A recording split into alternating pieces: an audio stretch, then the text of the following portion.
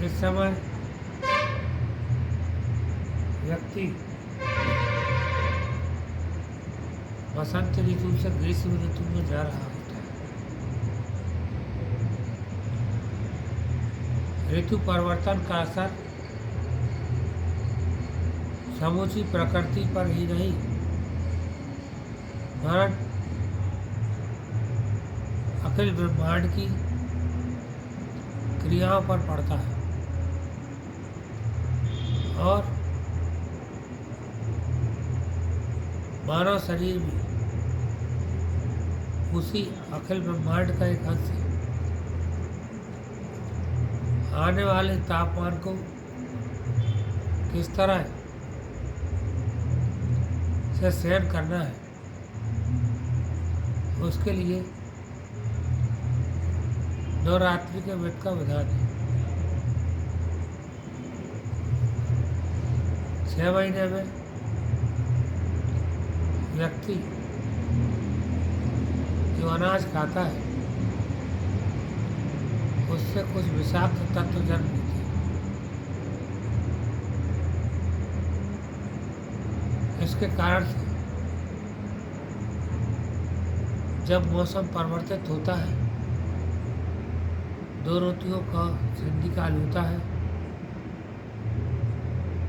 पृथ्वी में विषाक्त जल आने लगता है।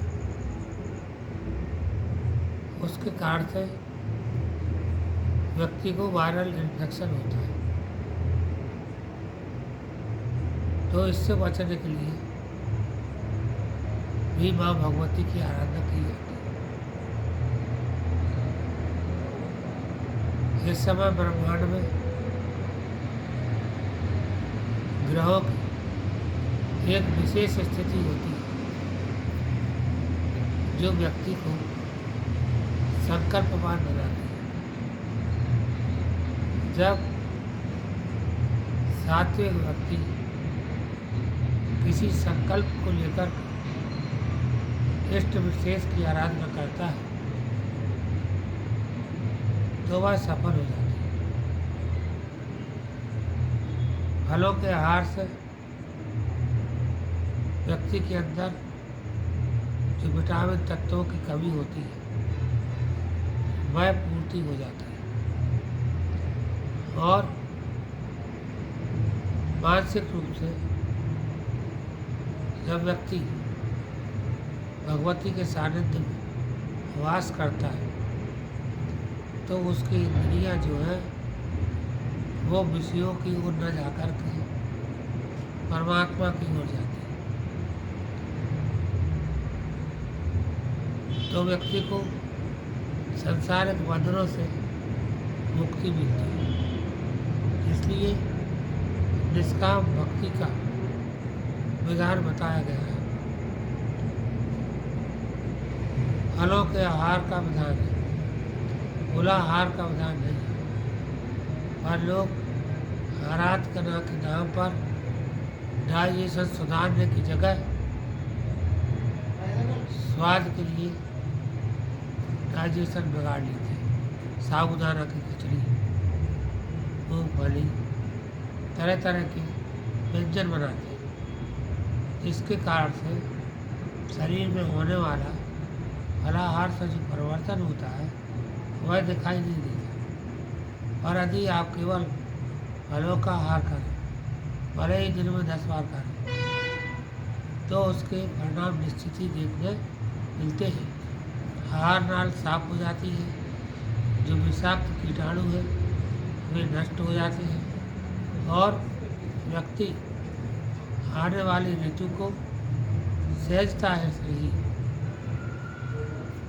झेल लेता है, उसके अनुसार ढल जाता है और उसके ऊपर मौसम का कोई भी विपरीत प्रभाव नहीं पड़ता। मन, बुद्धि, चित्त सब पवित्र हो जाते हैं। जहाँ पवित्रता है वहाँ पर व्यक्ति के अंदर भगवती की आराधना के लिए प्रेरणा जगती है। जहाँ पवित्रता नहीं होती, केवल दिखावे की भक्ति होती है, वहाँ व्यक्ति को उल्टा होता है, वह बीमार पड़ जाता है। भक्ति की आराधना, भगवती की आराधना शरीर की शक्ति के अनुसार भक्ति करनी चाहिए। यदि आपके शरीर में किसी प्रकार का रोग है, बालक है, व्रत है, इनको केवल आराधना से ही भगवती प्रसन्न हो जाती है। उपवास केवल उसको करना चाहिए जिसके शरीर में शक्ति है, और नहीं तो एकांत में मत करके भगवती का सामिप्य प्राप्त करके अपने अंतःकरण में वसी शक्ति को जानना चाहिए।